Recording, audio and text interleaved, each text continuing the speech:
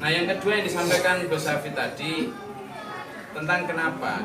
Saya terus terang, kemarin waktu saya ngaji di Tabana, ada seorang yang ikut ngaji, beberapa kali ngaji, lalu yang ketiga itu tidak ngaji.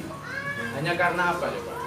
Kita itu kan terbiasa dengan memakai istilah gembala, memakai istilah seperti itu. Kasih. Loh dia loh Pak Gatot, ini muslim, nggak jadi ikut ngaji saya selanjutnya hanya karena saya pakai istilah gembala. Wah itu kok Kristen gitu. Betapa itu tadi sempitnya tadi pola pikir yang ini. Nah ini yang ingin kita rubah. Makanya Pak Guru Muhtar, proyek besar kedua itu adalah melatih diri mengetahui musuh gaib setan. Musuhmu itu bukan sesama manusia, tapi Dewan bilang manusia musuh kita, biarin. Kalau kamu ditempelin pipi kirimu, berikan pipi kamu. Tapi dalam konteks bukan kok kemudian kita diam. Dalam konteks bahwa musuh kita ini harus kita satu paket. Kita ini harus membuat satu common enemy. Siapa setan? Dan itu di hati kita sendiri. Makanya beliau ngajar musuh kita itu di hati kita, tidak sekali-kali di angkasa luar lautan hutan belantara nanti. Setan yang selalu ngajak kita berantem, ngajak kita gak suka berderma, ngajak kita gini nih wes. Kalau ini diteruskan wes, orang ini kalau sudah dikuasai setan, seperti penumpang bis dikuasai sopir kata. Belok kiri, belok kanan apa kata? Manusia kalau sudah dikuasai setan, apa aja kehendak hati diikuti seperti kehendak sendiri. Terjadi akhirnya di Surabaya anak kandung diperkosa, setelah diperkosa karena malu dibunuh, lalu setelah dibunuh biar nggak kelihatan digantung.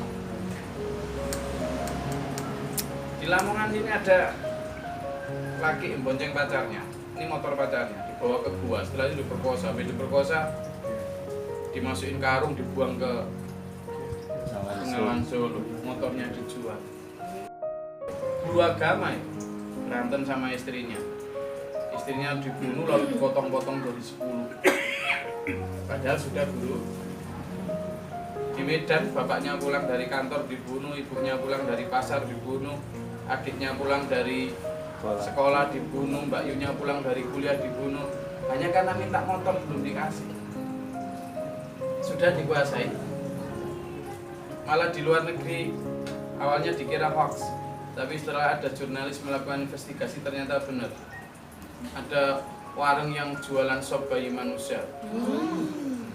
Jadi ternyata itu di belakang warung itu memang ada ibu-ibu yang terlantar yang memang sudah tidak punya, homeless lah.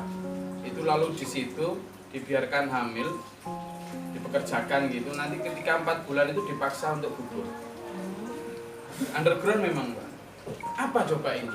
Jangankan kemanusiaan, kebinatangan aja udah enggak. Kesetanan itu. Jadi awalnya dikira hoax, ternyata ada jurnalis yang kemudian benar sampai pingsan dia. Nah, ini yang sedang dikampanye. Kalau selamanya kita gini, tidak akan ada damainya negeri.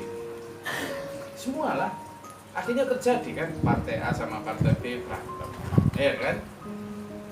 Golongan A sama golongan B berantem, supporter A bonek sama Arema berantem, Viking sama Jackmania berantem, ya sampai pada yang paling kecil suami istri gitu kan, kamu dek yang keliru kalau berantem nih, yang perempuan sambil masih yang salah, oh yang laki-laki ambil gelas dilempar teh, yang perempuan ambil apa? Berarti pernah. Piring gelas di rumah itu habis, yang tepuk tangan siapa? Agama A sama agama. Kalau itu bisa kita kembangkan, tidak habis-habis, Pak. Tidak akan ada visi, tidak ada. Sehingga menurut kami satu-satunya jalan adalah we have to be united. Kita harus menjadi satu. Sebagai apa? Human being, manusia. Tidak peduli kamu sipit, kamu putih, kamu hitam, kamu tidak peduli. Kamu Islam, kamu tidak peduli. Kita adalah manusia. Satu entitas. Ras kita bukan ras kuning, ras putih, ras tidak. Ras kita adalah manusia. Di situ harus. Hanya itu nanti yang bisa menjadikan kita ini one united under God. Hanya satu di bawah Allah, di bawah Tuhan. Nah ini bagaimana caranya? Harus bikin satu musuh bersama. Siapa? Setan. Gimana? Di hati kita masing-masing. Sehingga nanti arahnya itu kita nggak suka nunjuk orang. Koreksi kita itu ketika kita nunjuk orang, jari kita itu lebih banyak ke kita loh. 3 yang ke kita, 1 ke orang lain. Jadi sebenarnya banyak salah kita daripada orang. Itu koreksi yang selalu dimunculkan, sehingga beliau mengibaratkan kalau orang nanti sudah bisa mengetahui musuh gaib setan itu, kalau melihat orang lain salah dosa itu seperti melihat anak kecil kejebur sumur. Jangan kok dilempari batu, tapi tolong dia. Ada orang lain salah dosa, adalah domba-domba tersesat yang perlu ditolong. Jangan musuhi mereka. Atau seperti rumah terbakar, jangan disiram bensin, siram air. Kalau ada orang lain marah, lo kamu marah ya tambah marah, dekati, gitu kan gitu. Personal approach, persuasif. Atau seperti melihat burung kecil dicengkram kucing, mau menyelamatkan burungnya, jangan burungnya yang diotot-otot, kucingnya pukul biar lepas, burungnya bebas. Manusia salah dosa dalam pemahaman kami itu karena dia dicengkram setan, musuhnya yang nggak kelihatan, yang di hati. Kalau mau menyelamatkan dia, doakan.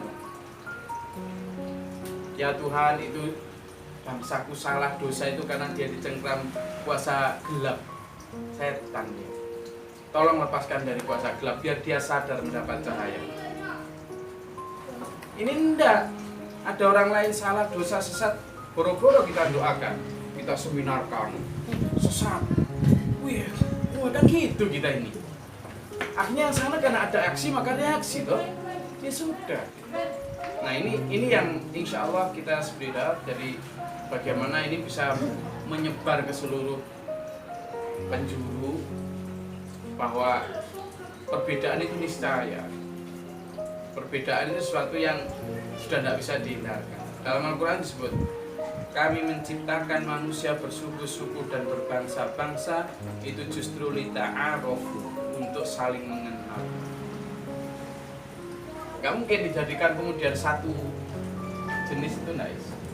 Nah fungsinya itu. Sehingga sekali lagi konsep kami tidak punya musuh itu bukan berarti kemudian kami mendiamkan kesalahan, bukan. Tapi kami justru meminimalisir sekarang yang manusia sudah tidak pernah mau bersatu ini, maka disatukan dalam konsep itu.